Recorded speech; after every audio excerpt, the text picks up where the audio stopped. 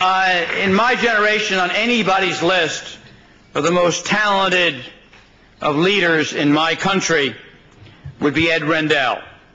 He served as the 45th governor of the state of Pennsylvania and as chairman of the Democratic Party of the United States.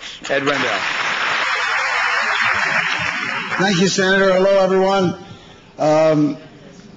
General Shelton said after listening to Madam Rajavi speak, there isn't much left to say, but after listening to General Shelton, there really isn't much left to say, but I'll take a shot at it.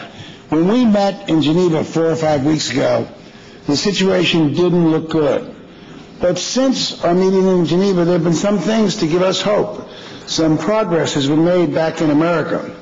First, 15 of us, generals, governors, senators, attorney generals, former heads of the FBI, ambassadors, signed a letter to the President of the United States that was published in the Washington Post and the New York Times, delineating what had happened, the history here, the shameful history to the United States, and letting the American people, I think for the first time, get an understanding of what has been going on at Ashraf.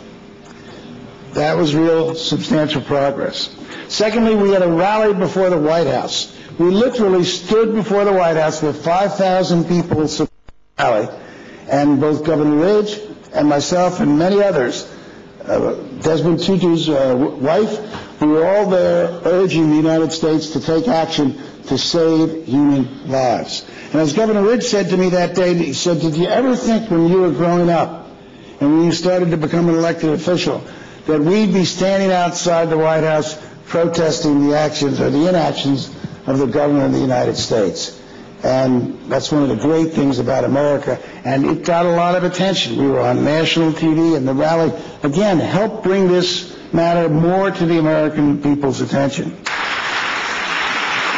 And then, as General Shelton referenced, 42 congressmen signed a letter to the UN Secretary General asking him to take action to remove the deadline and to send a U.S. monitoring team in to protect the residents of Ashraf. And what was so amazing about that letter was that there were some Democrats and some Republicans signing on to the same letter.